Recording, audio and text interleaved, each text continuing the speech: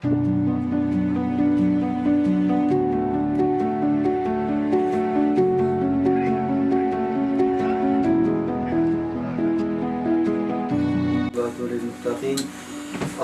والسلام على خير خلقه محمد وعلى آله وأصحابه أجمعين. أما بعد. السلام عليكم aziz muhtaram.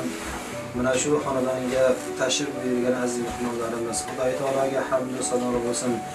Mana shunday tinchlik davrida barchalarimiz mana shu dasturxonning boshida jam bo'lib o'tirgan ekanmiz. Hammamiz Alloh taologa hamd va sanolar aytmoqligimiz lozim bo'ladi. Mana hammamizning xabarimiz borki, yurtboshimizning tarafidan topshiriqlari bilan har bir xonadonlarda, har bir qishloqlardagi kam ta'minlangan bemorligi bor xonadonlarda iftorlik tashkil qilinyapti.